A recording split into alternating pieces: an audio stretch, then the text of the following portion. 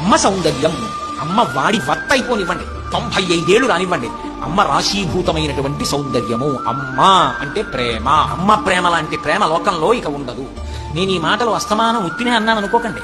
నేను ఈ మాట అన్నప్పుడల్లా నా మనసులో ఎన్నో ఆలోచనలు సుతారంగా నన్ను స్పృశిస్తూనే ఉంటాయి. నేను ఒకప్పుడు నా స్నేహితుడితో కలిసి, నా స్నేహితుడి ఇంటికి వెళ్ళా. కోటేశ్వరరావు నువ్వు వస్తే కొంచెం పని అవుతుందయా, ఒక్కసారి రారా అని బతిమారాడు. సరే పల పెడదాం అన్నాను. మా ఇల్లు ఇక్కడైనా ఒక కప్పు కాఫీ తాగెడదాం. సరే వాళ్ళ ఇంటికి వెళ్ళారు. వాళ్ళ అమ్మగారిని, అమ్మ కాఫీ ఇయ్యమ్మ, నెలల నుంచి తిరుగుతున్నా, నా పని అవ్వట్లేదు, ఇవాళ వీడిని తీసుకెళ్తున్నాను, పని అవుతుంది, కొంచెం అమ్మ ఒక్కసారి తొందరగా కాఫీ ఇయ్యమ్మ అన్నాడు. ఆ తల్లి గబగబా కాఫీ పెట్టించాడు. ఆ తల్లి నాకు ఇవ్వలేదు, అతనికి ఇవ్వలేదు. కవిట కొంగు ఇలా వేసేసి తెచ్చి ఇలాంటి బల్ల మీద పెట్టి తీసుకోండి అని వెళ్ళిపోయాడు. అదేమిటి మర్యాదకి ఇలా ఇస్తారుగా, ఇవ్వలేదే అనుకున్నాను. అమ్మ పెద్ద ఆవిడ పాపం ఏ ఇబ్బందో, తాగేసి బయటకు వచ్చేస్తుంటే ఆడుకుంటున్న పిల్లలు ఎదురొచ్చారు. ఇదేంటి వచ్చి వాళ్ళు అన్నారు, అంకుల్ అంకుల్ మీకు తెలీదా, మామగారిని చూసారా అన్నారు.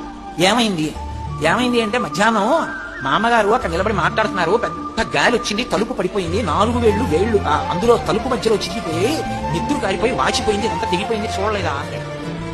అంటే ఇతను వెనక్కి వెళ్ళాడు, నేను వెళ్ళి అమ్మ వేళ్లు తిరిగిపోయా ఏవి అన్నాడు.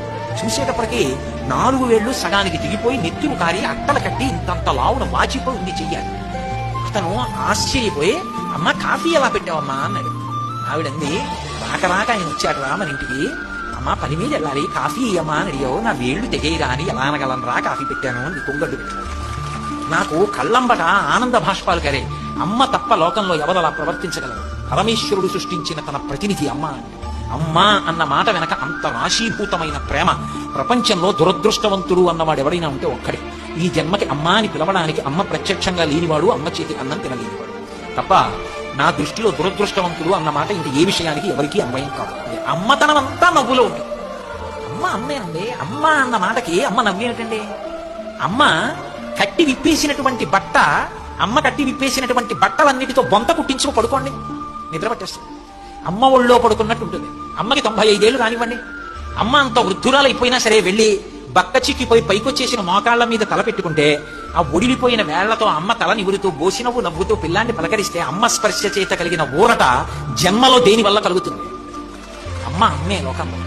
ఆ అమ్మ ప్రేమంతా మళ్ళీ ఇంతమంది అమ్మతనం ఆ అమ్మలో ఉంది కదా. ఇంకా అమ్మకు ఒక్క స్వార్థం ఉంటుంది, మా అమ్మ ప్రేమ నా మీదే, ఎదురింటి వాళ్ళ మీద అంత ఉండదు.